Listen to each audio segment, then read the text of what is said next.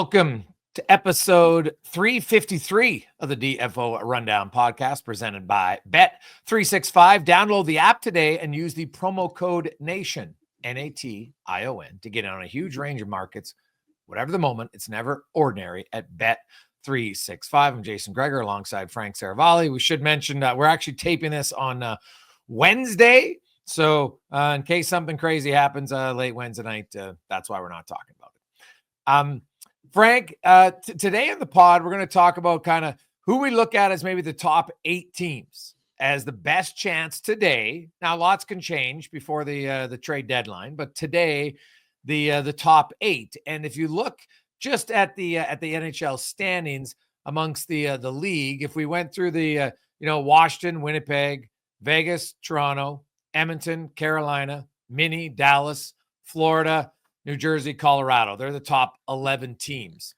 Which teams in there don't you have in your top 8 best contenders? I think right now I would have to take out Winnipeg, New Jersey, Minnesota. And it's a good question. Right now, Minnie? Carolina. Okay. All right. So you got 3 Central, 2. So you got 5 West and 3 in the East. So quickly, what about New Jersey, the Jets, and Carolina don't you have in? Well, I think they're good teams, but I think they're flawed teams. I think Winnipeg, their numbers look really good, and they've scored like nobody's business this year, which is perhaps the most surprising part of it. But they've been really reliant, the way they've played defensively, overly reliant on Connor Hellebuck. And I just don't know that that's a recipe for success when it comes to playoff time. So this is the hard part about the exercise is it's a totally different game, right? Like when you get to the postseason, that's the toughest part about being an NHL GM. You've got to build a team that can survive 82 games in the regular season and get in.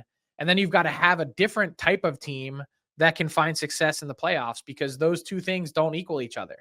Carolina has been an unbelievable regular season team. They've had some playoff success, but they haven't gotten over the hump when it matters most because they're missing some elements. And I think this Carolina team has played really well this year. I think they made some incredibly smart moves. Like, I don't know that anyone's talked about how well Sean Walker has fit in on that team, but I think they could use more. I think they could use a high-end skilled forward to add to their mix, which is why they're in talks to bring in a Rod Brindamore type player like JT Miller. Now, if they were to accomplish that, they would be squarely in my top 8 of cup contenders. But for right now, and I think New Jersey, there just hasn't been enough consistency for me.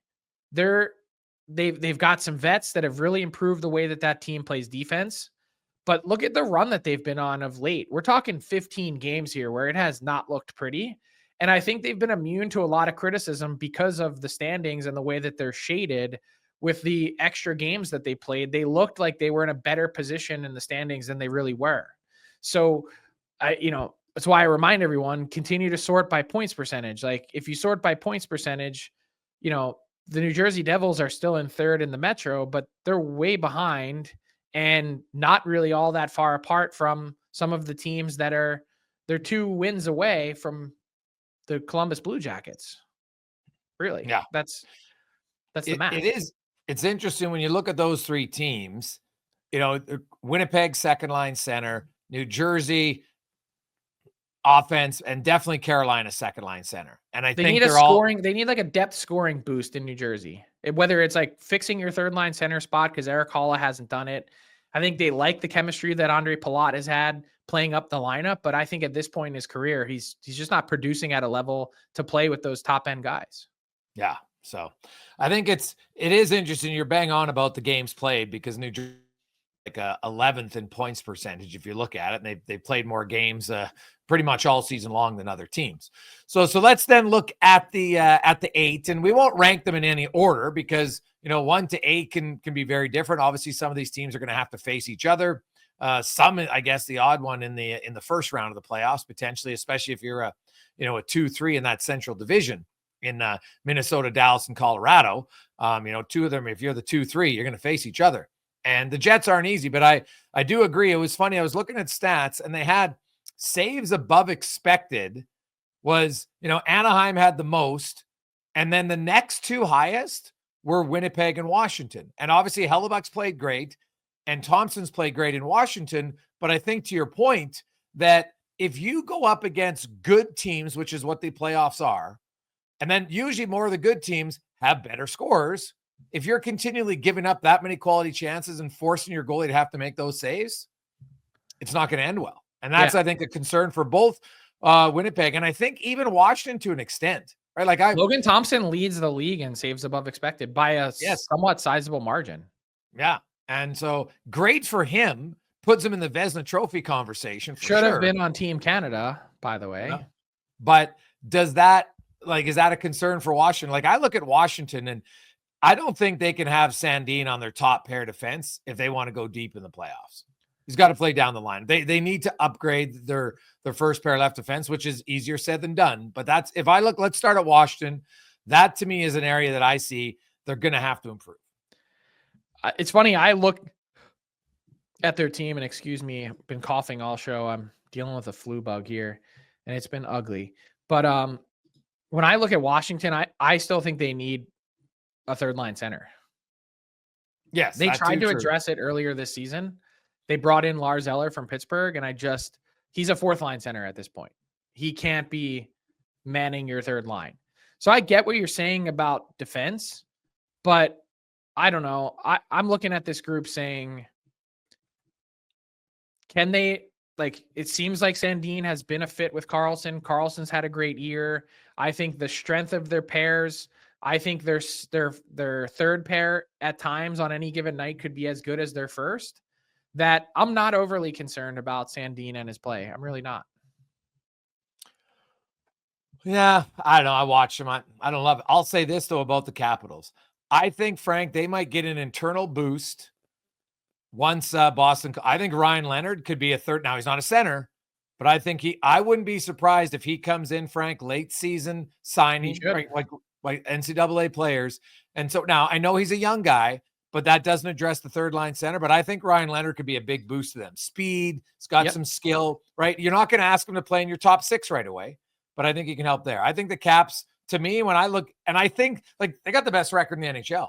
I assume that Mr. Patrick is going to be aggressive. They got a boatload of prospects. They could give up a first. They probably the best team situated in the playoffs who could give up a first rounder and not even worry about it because they have so much depth coming of young high-end prospects in the Capitals, right? Cole Hudson. What a turnaround it's been for them. How come them and the Pittsburgh Penguins were in the same spot 3 years ago? And we've seen the Penguins make wrong move after wrong move over two different regimes. And the Caps are now right back able to be a contender again after making a promise to Alex Ovechkin that they would. They've done the hardest thing I think there is to do in hockey, which is to, I wouldn't have them ranked number one of my 8 teams, but they've done the hardest thing, which is make it all the way back into the conversation. Yeah, and Ryan Leonard, Andrew Cristall, Tarek Parashchuk, Cole Hudson, Ilya Protas, they got some really good young prospects. Not maybe Ryan Leonard's ready next year. I'm not sure about anybody else, but they'll have them coming. I think Andrew Cristall is going to be really close. Oh, he's a good player. And so that's where I look at the Caps. I think for them, defense. So let's stay in the East then. And the other two teams you have. By the way, before we move on from the Caps, what do you do with their goalies? They're both pending unrestricted free agents. I know you're not trading one, but who are you re-signing, and are you re-signing both? Well, I'd like to re-sign both if I can, right? It's obviously it'll come down to money, but the way he's played this year, obviously Thompson's elevated himself a little bit more. But again, you don't have a huge runway. Goaltending position is hugely volatile year to year. So, I think Thompson's probably earned a bigger contract right now, but Charlie Lindgren is really good for them last year. So in an ideal world, they probably keep both if they can. It just depends what's their combined cap hits between the two of them. Well, my guess is they're both really ratcheting up in pay. Yeah. So I think they got a lot of cap space. From the best value tandem in the league to $7-8 million total. That's going to be problematic.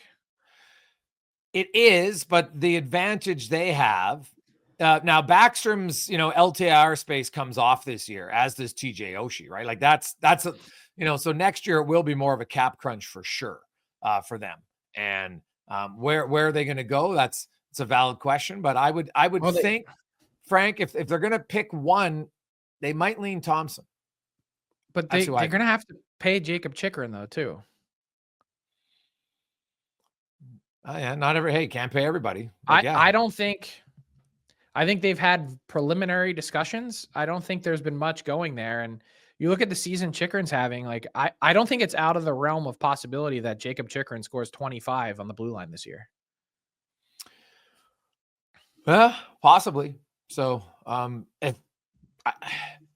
he has set an internal goal. He wants to be a 30 goal scorer on the back end. He has 13 in 42 games this year. Yeah, he's not. I don't think he's going to throw. We all know offense goes down in the second half historically here in the NHL, and I don't think he's going to get to 30. I said 25. No. I don't 25 would be massive. Like it's hard to score 25 goals for a defenseman. Really, he had 18 in 56 games 4 years ago.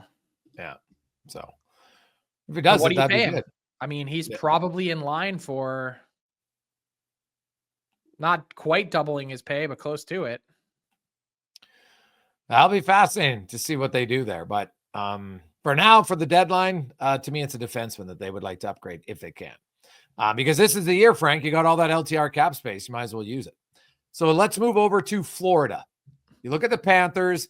I think to me, the Captain Obvious, they haven't replaced Oliver Ekman-Larsson and Brandon Montour on the back end yet. And that's what they got to get at least one other defenseman. You got Ekblad, you got Forsling, you got Mikkola, it's Kulikov, but they're after their top three, Frank, there's a drop off. And even, like Mikkola's probably, he's a decent number 4. He's probably an excellent number 5. I think they got to upgrade their defense, if not one, but maybe 2. How are they going to do it though? I know that's their problem. They don't have any cap space and they don't have any assets. Yeah. They don't have any of their first 3 picks this year. They don't have their 2026 pick. What do they do? Yeah, well, that's hard. And that's their biggest challenge. Who are you trading from their prospect core? Like, I know it. Well, it all depends on what's their, they've went to 2 Stanley Cup finals. Their window to win is still open. But maybe this is the year that they kind of keep their powder dry and say, hey, we're going to go with what we have. And we think that it'll be good enough. But I think if they don't upgrade their defense, I think they're very susceptible not to get back to the Cup final. Do they look tired to you? They do to me. Yeah, that might happen in January, right? I think we Tampa Bay, those teams who go year after year, I don't want to say they just flip a switch, Frank, but they know that, the effort in January for some of those games, it doesn't have to be life and death for them, right? I think Florida, if Toronto ends up winning the division and they finish second, I don't know if they care that much that they might have to start on the road in the second round. You know what I mean? I think they're probably fairly comfortable with having to do that. Just a reminder, the Cats didn't do a ton last year. Vladimir Tarasenko on March 6th, 2 days before the deadline, for a conditional 4th, which became a 3rd in 2026 because they won the Cup. Yeah, and they got Okposo, right? That was Okposo and Tarasenko for 2/3. Yeah. So, but the that's difference not a is massive swing. No, but the difference is they had those defensemen last year that they could. Now they're going to try and basically do the same thing, not spend a lot, but make improvements on their back end. Yeah, that's what they have to do. Essentially, 2 third-pair defensemen is what they're in the market for, asset cost wise. Right. So, would they do 2/3 again? They probably could. Right. I don't think they'd be opposed to doing that. Right. All day. They're in their win. I think they'll get at least one D-man. They don't even have 2/3 to do. Yeah. I guess they could trade in 2027 and 2028, but what GM's getting excited about that? Yeah, fair point. I think their problem is like Montour and Oliver Ekman-Larsson were both top 4 defensemen, and I could make a strong argument that OEL might have been their best defenseman all playoffs last year. He was outstanding. Yep. So unless you think that Mikola's going to step up and give you that, right? Like, I don't think Kulikov has the skill set to do it, right? I don't think that, now Uvi's Belinsky's like, I don't know, maybe he can be a surprise, but like Nate Schmidt, where he's at in his career, definitely isn't that guy. And I think that's the challenge there. Was as good as Forsling is, Oliver Ekman-Larsson was just as good, arguably better last year, and they haven't replaced him. Would you trade Spencer Knight? So you know what? It's funny you mentioned that, because I was like, so his contract ends at the same time that Bobrovsky's contract ends, right? So they each have one more year on their deal. Now the difference is Bob's a UFA and Spencer Knight is 13 years younger and is an RFA. You're going to have to qualify him at 4.5. So that's a pretty big qualifying offer, but they probably have to look at what's their progression in goal for them. So like, it would seem odd to me now, because if you trade Spencer Knight, like as good as Bob is, eventually you got to be looking, for a replacement for him, right? Like when his contract's over, he's 37. Well, just looking last year, Spencer Knight, obviously Alex Lyon was the backup. He hasn't played a minute of playoffs. Bobrovsky played 1,165 minutes in the postseason. Yeah. I mean, there's a real chance that the Florida Panthers paid Spencer Knight $13.5 million a couple years ago. Yeah. To be a backup. I know. Well, that's what it looks like right now. It's crazy. But he's a nice, if some team's a believer in him, he's maybe the best trade chip you've got. And another escape valve for more cap space at the same time. No, it's true. It is. There's amazing backups. Not amazing, but there's plenty of backups you could get that are cheap to fill the role this year and next, and then figure it out.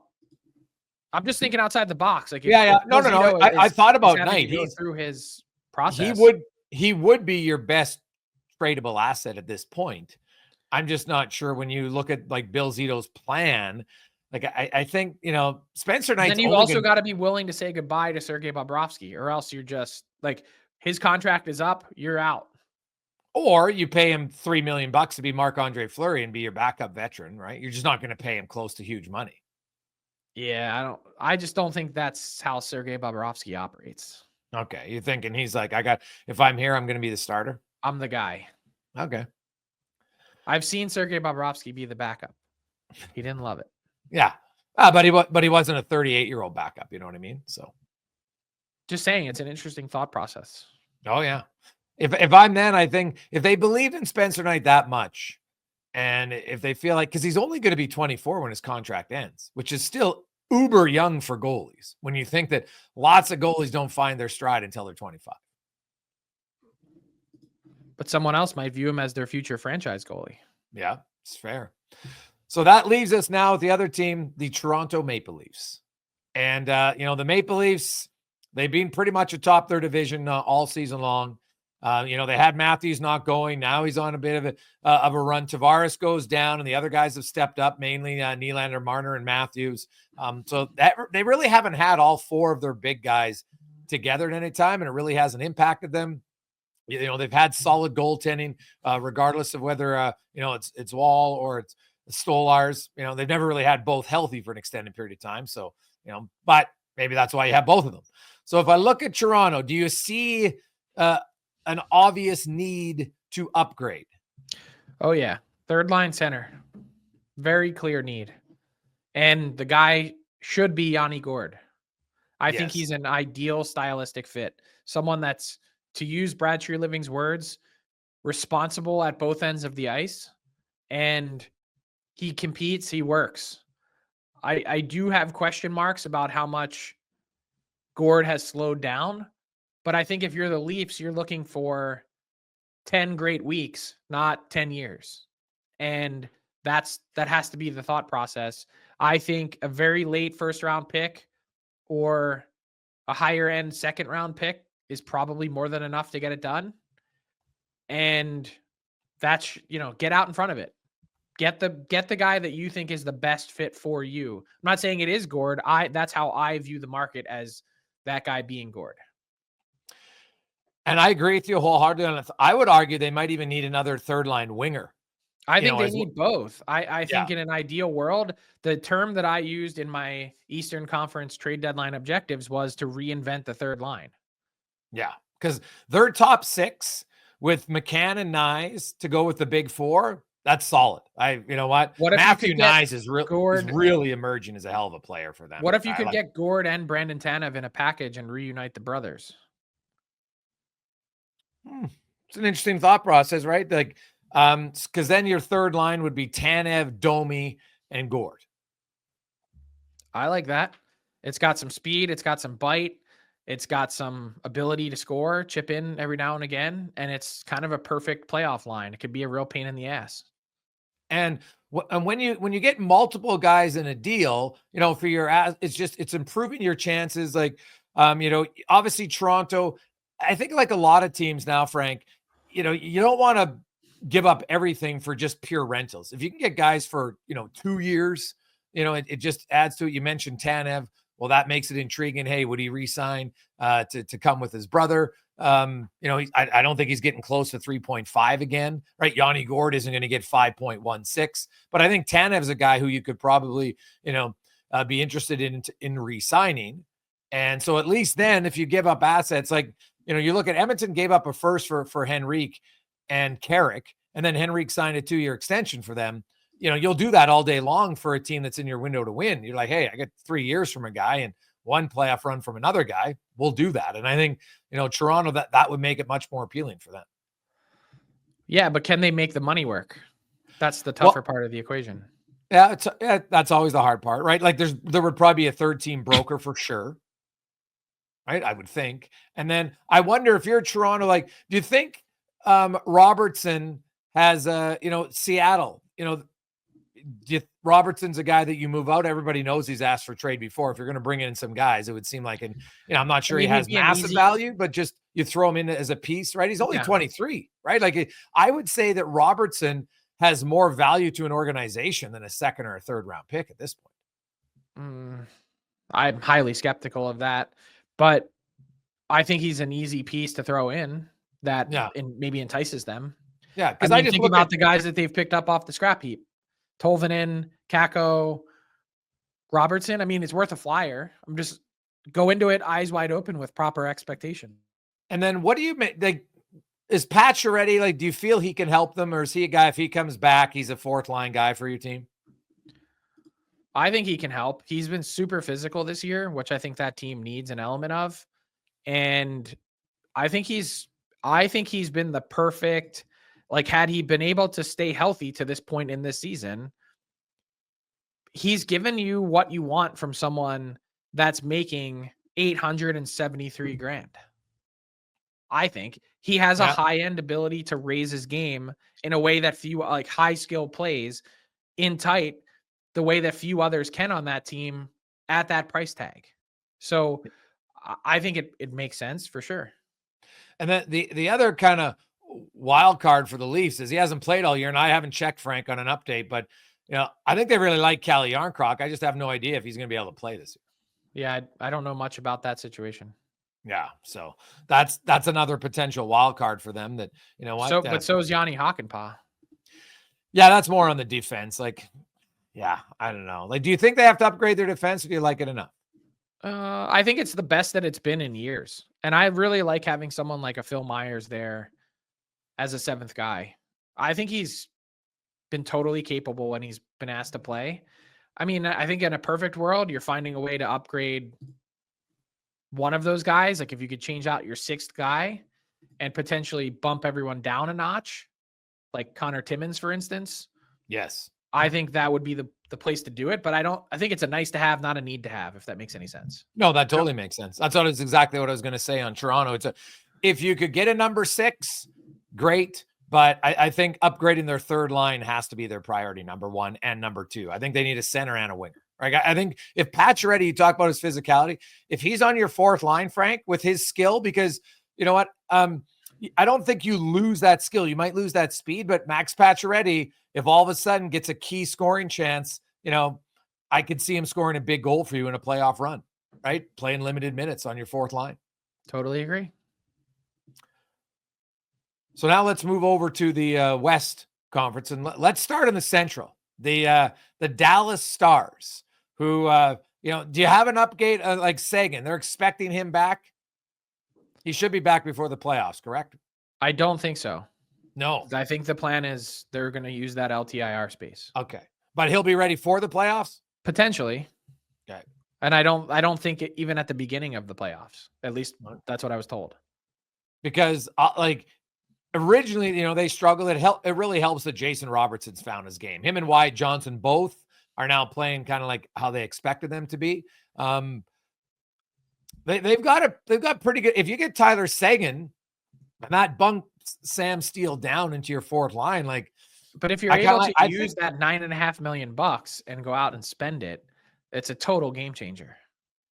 Very true. And I think what Dallas needs is I think they need a little bit more robust bottom six forward. Guy with some skill, but a little bit of speed and physicality in their game. Couldn't disagree more. You think they have enough in their bottom six? Who?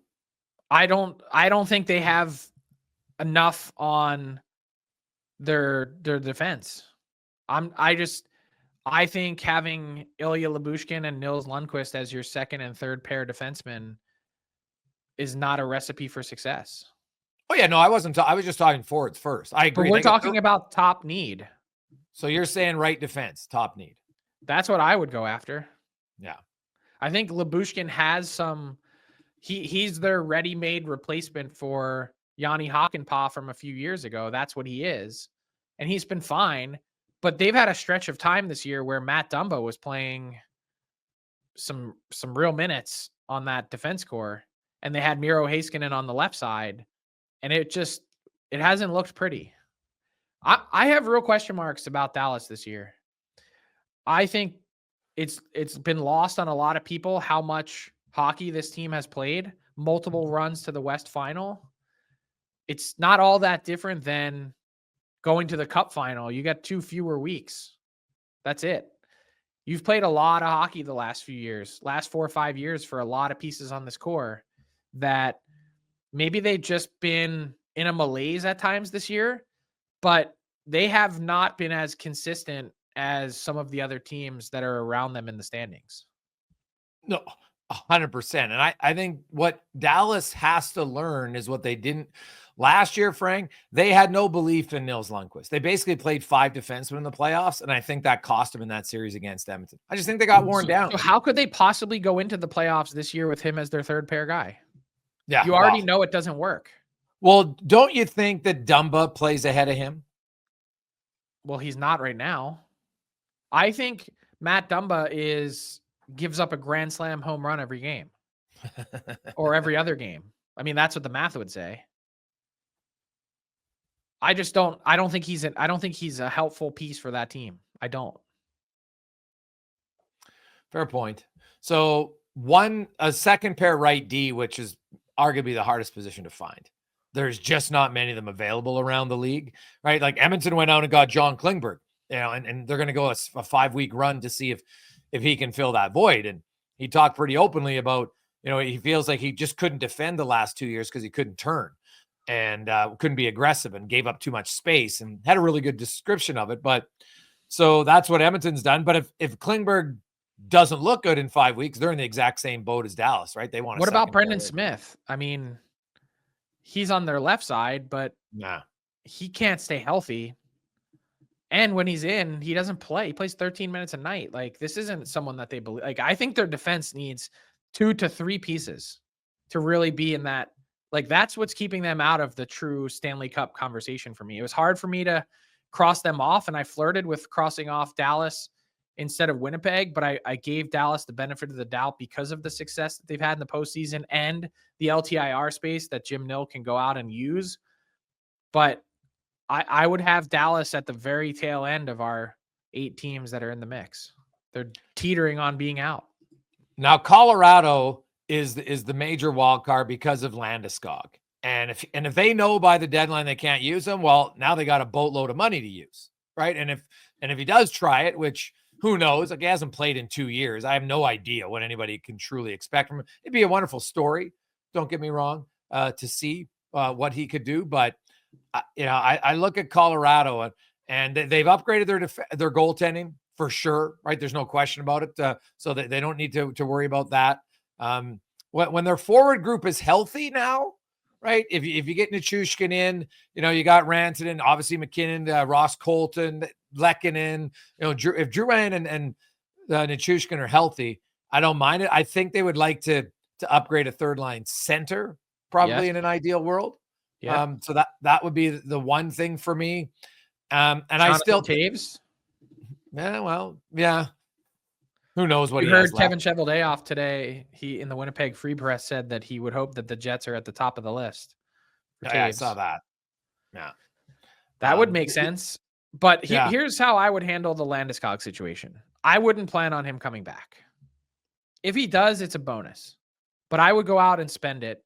And this is a guy that to this point in time, and I know that Jared Bednar refuted my report from a few weeks ago that said that the big issue that Landeskog has been dealing with after skating is that his knee swells up. I have that from multiple sources, but I mean, sure. Either way, Landeskog has yet to string together multiple weeks of practicing every day. That doesn't sound to me like a guy who's close. He looks good when he skates, and he looks like he could be an impact piece, but that consistency is what's required to be an every game player in an 82 game season. Yeah. And I know that's not what they're asking over the stretch run, but that knee is going to take a beating in the playoffs. In a best case scenario, I wouldn't want him coming back until the playoffs when it really matters. I'd throw him right in. I know his last game was in the Stanley Cup final, but let him figure it out in your bottom six for a little bit. And in the meantime, go out and spend the $7 million that you have. Yeah. I think what's the league going to do? Balk at your situation? He hasn't played since the 2022 Stanley Cup final. What are they going to say? He's healthy and should have been in the lineup in the regular season. Yeah. It's hard to show that one for sure. I think they'd like to upgrade their third pair defense as well. If they could, again, maybe it's not a must have, Frank, but I think they might like a little bit more of a puck mover. Now, Shillington, if he was healthy, I think he'd be a very good option, but he's only played 8 games for you, so I'm not sure you can rely on him. Yeah, and they've still got some other guys that are out. So Val Nichushkin, of course, and then Miles Wood. So, I mean, that's been the big story for the Avs, aside from goaltending, has been health all year. Now, we'll finish off with the other 3 teams after we bring in Ty Yaremchuk. Ty, how you doing, my man? I'm doing good, boys. I'm ready to roll. New edition of Buy or Sell brought to you by our friends over at Bet365. Got a couple of questions for you guys here about some trade deadline stuff. I know you've been talking about it a little bit before I popped on, but the idea of the Pittsburgh Penguins and a, quote, fire sale. That term gets thrown around a ton these days, but the Penguins in a fire sale. Here's your buy or sell question. The Penguins trade a player making north of $5 million before the deadline. So your candidates would be Raquel Rust, I guess Malkin and Crosby, technically, Carlson Letang in that mix as well. Buy or sell, Frank? Penguins move a $5 million plus piece. Sell. I will do something incredibly wild. You can determine what that is if the Pittsburgh Penguins trade one of those players that makes north of $5 million, that has multiple years left on their deal that they retain on. Those are the parameters. Determine Barry Bonds earring. Barry Bonds earring. For one day? Yes. Dude, by the way, the guy Barry Bonds, just a Barry Bonds earring at the draft. No. No. One day. Well, you know what? Only one day. No, the draft this year, I'm not going. Oh, okay. It's in LA. It doesn't make any sense to go. Everything's happening in 32 other cities. Barry Bonds earring one day, free agent frenzy. July 1st. No, I'll do it one day on this pod. I'll take that. I will take that. Sure. The guy that sits in front of me at the Eagles game, every game, he has a dangly Barry Bonds earring, and it's an old school Eagles Kelly Green logo. Oh, so you'll get only a one ear, not both. And I'm like, I want to ask so many questions. Well, you should ask him, can I borrow the other one? But I thought it would need to be like a cross. That's what Oh, makes it God. even more weird. Yeah. Oh, no, we'll think of it. We'll get to pick the earring and send it to you. That'd be amazing. But yeah, but also, I guess in theory, though, that could include Tristan Jarry because he's over $5 million. I mean, I guess I doubt anyone takes on that. I know. term, I'm just though. saying, any player. Over I just want to make $5 sure million. I'm not opening myself up. I will do the Barry Bonds earring for one DFO Rundown day show if one of those guys gets moved. All right. But they can't retain. Okay. They can't retain. No, There's multiple years left. They don't want to retain. nah. They're not going to ham up their cap for the next 3 years to trade Brian Rust or Ricard Raquel. Well, why not? They're going nowhere. Well, that's not true. They're going down the standings, so it is somewhere. That's the worst part about the Pens is the pain hasn't even started yet. No, it hasn't. It's going to be a long Greg's, run. you buying or selling on them making a big move? Well, I'm gonna. You know what? For fun, I'm gonna buy.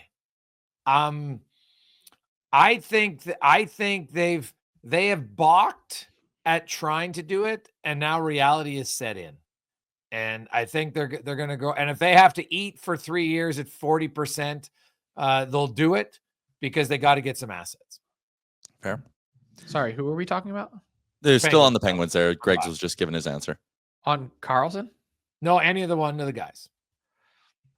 So I get that it's low odds, but I think they have to. At some point, you gotta pull the scab off, man. Like, what are they gonna do? Wait till the summertime? I guess they could, but yeah. Who, like, I'm not being funny. Who wants these guys? Well, if you could get Rust and they're retaining some salary, I think he would be very intriguing to some teams.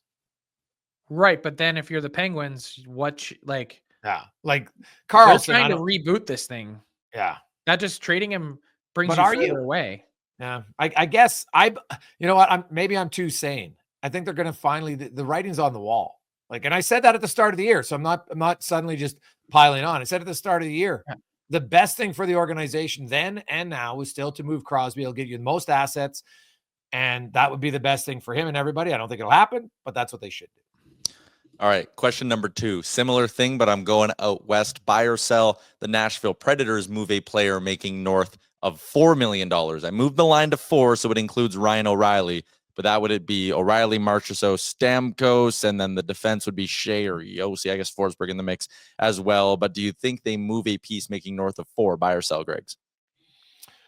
Well, hey, dude, they've up until Tuesday, they were what? 0-174 when trailing by 4 goals. Everything changed. They came back on the Sharks and their whole season's changing. No, they have not hidden behind the fact they'd like to make a big move, but I honestly think Nashville's in a different boat. I think they feel like, you know what?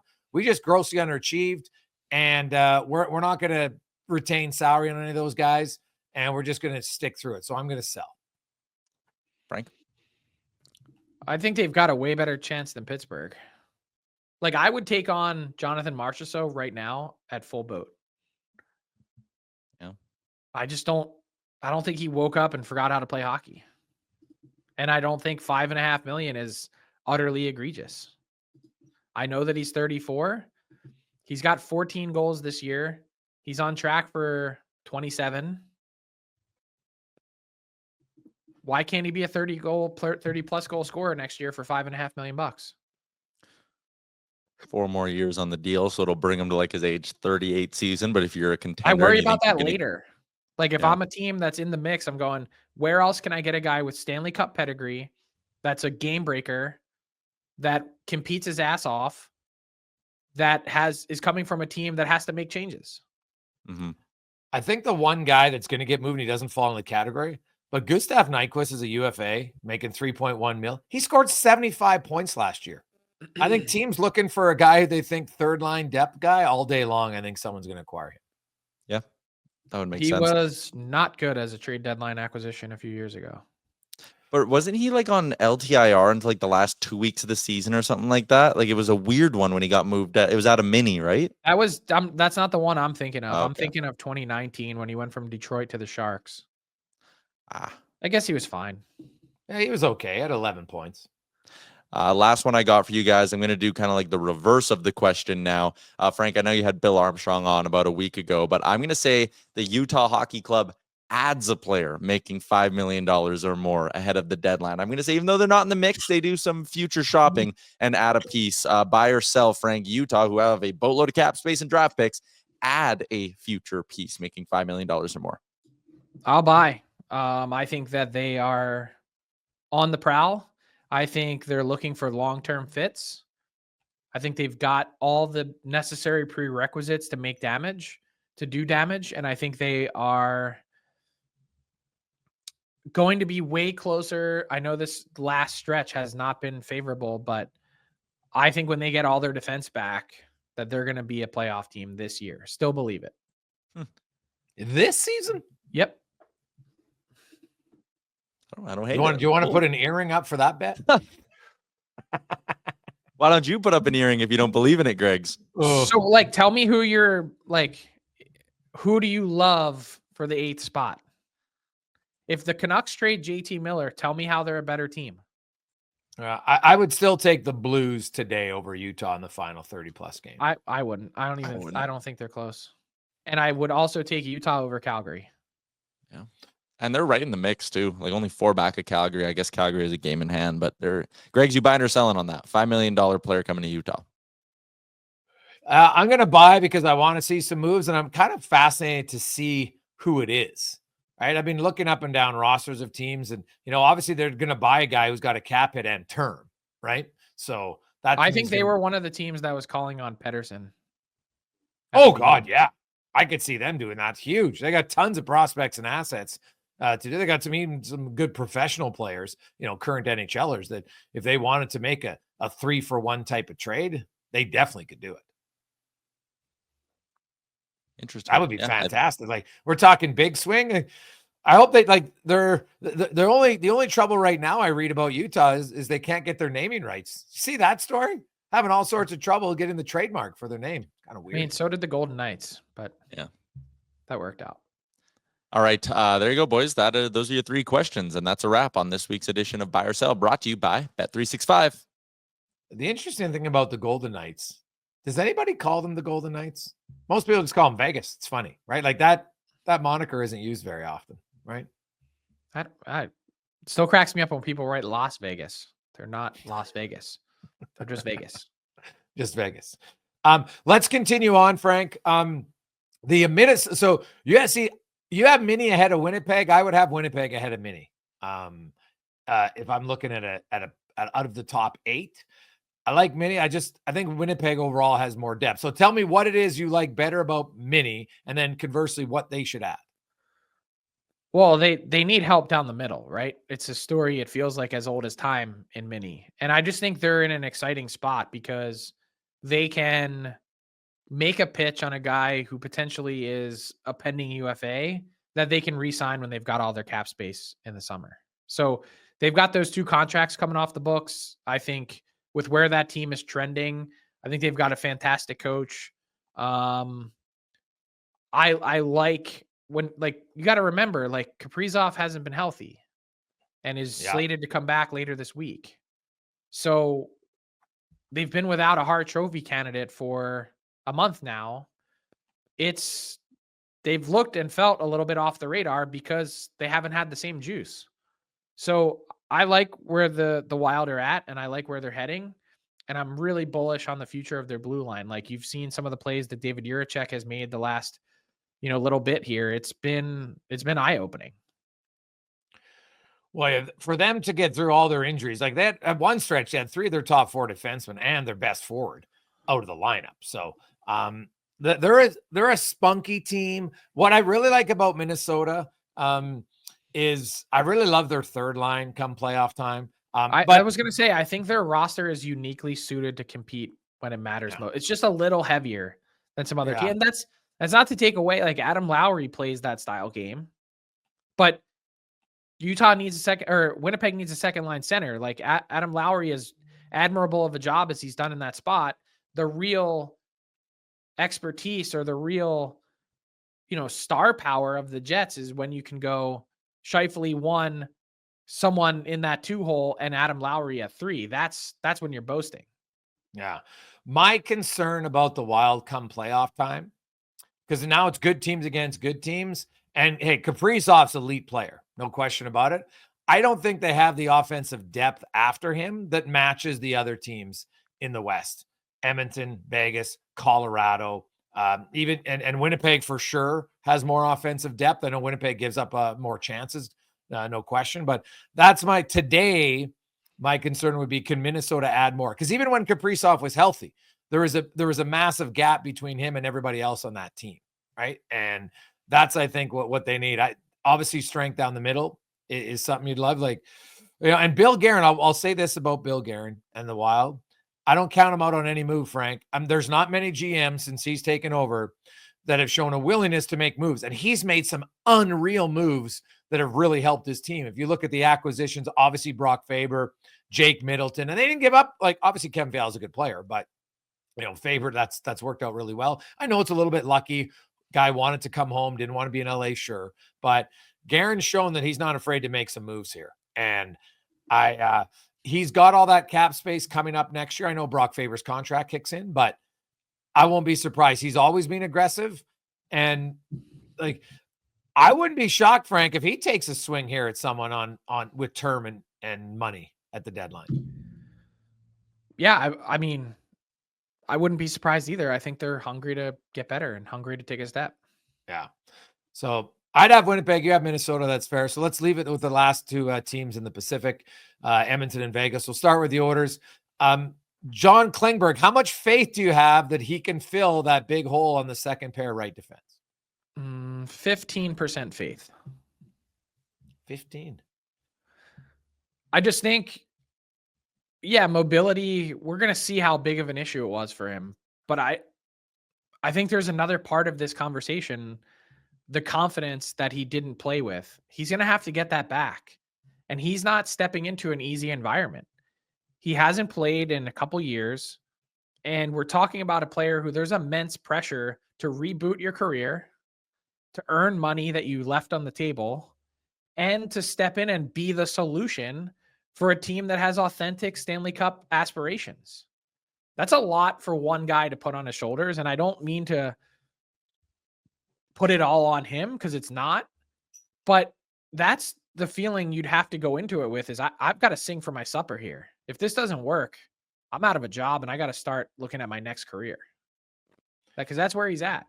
Yeah, no, that's valid for sure. I really liked his honesty about, the deficiencies he had in his game because of his hip and his lack of mobility and lack of motion, as he called it. And he's like, I want to prove to people that, because if you look at his first 6-7 years in the league and then compare it to his last 2, like, it's a monumental difference, right? It wasn't like he went from a plus 15 player to suddenly, even, and then no, it was like plus 15, minus 28, minus 28. And he explained how he didn't have the confidence or the mobility, and he couldn't, when he had the puck, it was okay. But when he didn't have the puck and you're defending, you got to react to guys. And he goes, well, I didn't have the motion to react. So now I got to give more gap at the blue line, which allows easy zone entries. I'm giving up more time and space, and then I'm getting killed.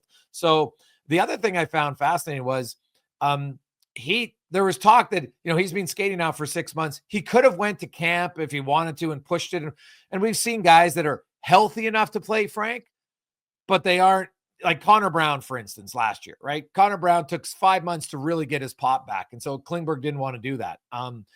It's basically going to be a 12-game audition to see if he can do it before the deadline, because that's how many games he'll probably get in.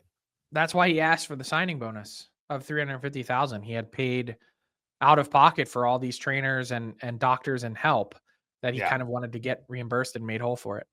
Yeah. So I'm intrigued by it. I think Edmonton, the other thing they need, I think they need a little bit more sandpaper, skilled energy in their bottom 6. They got to have some, like, I know Kane might come back, but that's the biggest might ever. So, we'll see. I don't think it's the biggest might. He's coming back. It's just going to be in the playoffs. Yeah. But what's he going to be at that point? Maybe all he can be is a third line energy guy. Okay. That's fine. I think he's going to be a perfect second line winger. Like, I think things are shaping up in a way you that think he's going to play in their top 6? Yep. I think he's going to be that good. And I think he's going to be that hungry. Well, if he is, then that's huge because, that pushes Podkolzin, and Podkolzin would be an ideal third line player. Be perfect. I'm saying because we haven't seen or heard from him in a while, and because when we did see and hear from him, he wasn't at his best. He's facing another crossroads. He's another guy that has got some odds stacked against him. He's got to be an impact player to get paid again at some point. Yeah. This is the march to begin that, is to be a playoff difference maker. Even with Kane, I would look at adding another guy because the advantage is if Klingberg fills the void you want, then they got to add like a depth left defenseman and an energy guy. And that's not going to cost you a lot. And so far, they haven't given up any assets. So that's the advantage of Klingberg. But they've got all of Kane's LTIR space to use. You might as well use it. It makes no sense not to. Yeah. And that leaves us with Vegas. That's the other part about the Klingberg signing is they stopped accruing cap space. Yeah. And, it was, so that cost them a little bit of money for sure, but I don't know if it's it's a huge amount. It's probably worth a gamble, right? Simply for what he's going to bring in, right? So if you accrue a cap space, could you've got another second pair D-man for 1.7 mil? That's the question. And what are you going to pay Ty Emerson? In the summertime? I'd get it done now, just FYI. Yeah, but he doesn't put up big numbers, right? Like I think Ty Emerson, if you look at all the other guys. Isn't that the ideal time to sign him? Yeah. I could see him come in around This is the mistake they made with Broberg and Holloway, not getting ahead of it. 1.4 to 1.6. But I don't think difference is Broberg didn't want to sign. Emerson loves it in Edmonton, right? He's getting, it's first opportunity to really play. He's a young player. They gave him responsibility on the first unit penalty kill. They haven't overwhelmed him 5-on-5. I think it's a really good fit. So I could see him 1.4 to 1.6. And that leaves us with Vegas, Frank. What do you make of the Golden Knights? They're they're a little bit of a funk here. Maybe it's just the January blues. I don't know, but what do you make of Vegas and what they really good team that's been one of the more consistent teams in the league? I would say I think they're looking for multiple bottom six players. Or look, here's the thing. They've done a real nice job finding pieces that have made their team better. Olofsson has been pretty good. And huge fan of Brett Howden. Yes. I like Dorofeyev a lot.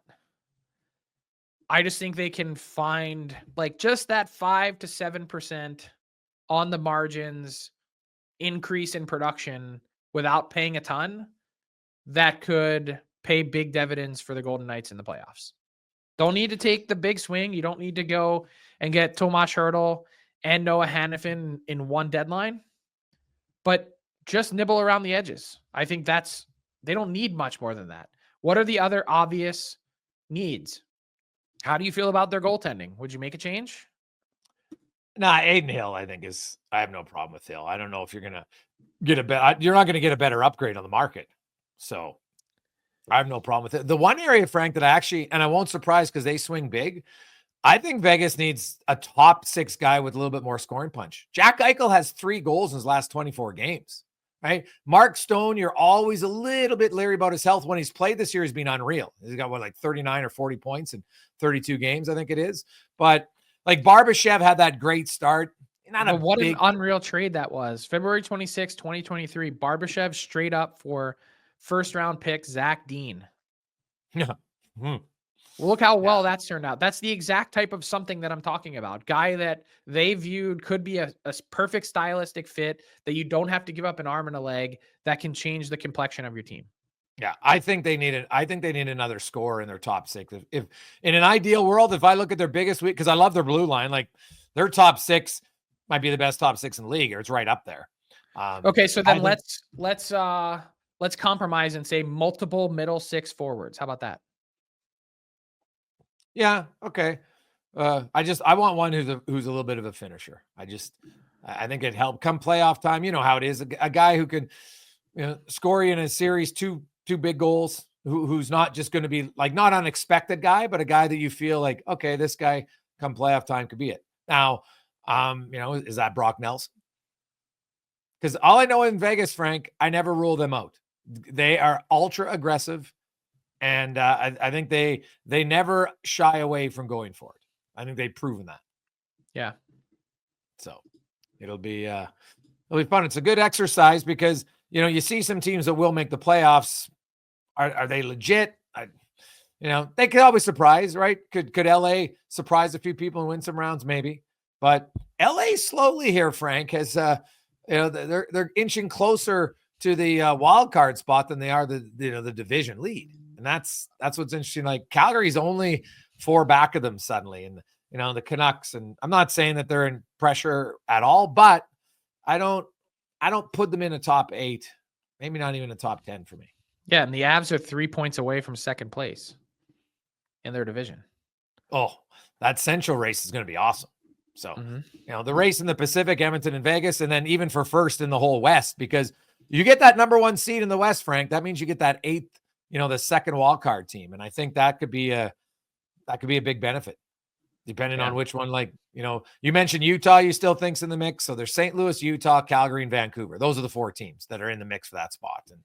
And Vancouver is, to me, the most talented team, but they're also right now the most drama and the most uncertain of all those teams. Agreed. Yeah. Well, Frankie, I hope you feel better. Get some rest on the weekend, and you guys have a good pod because I'll be in Hawaii for a bit. So I'll see you in a few episodes. Yeah. So enjoy your trip, and we'll have some guest hosts in for the next few pods while Jay is on a beach sipping Mai Tais. Can't wait. Somebody's got to do it. It's true. Somebody has to be ice sacrifice, Frank. That's the rundown brought to you by Bet365. Use the promo code NATION, NATION, to get in on a great range of markets. NHL, NBA, you got the NFL conference finals, the Eagles and the Bills. Maybe a parlay for Frank and Tyler. We'll see. What's up, hockey fans? If you enjoyed that video, then you need to be hitting the subscribe button right here at Daily Faceoff. Exclusive interviews and analysis from our hockey insider Frank Seravalli, fantasy updates from Brock Sagan, and a daily live show at noon Eastern, Monday through Friday. You don't want to miss any of the fantastic content, so hit that subscribe button.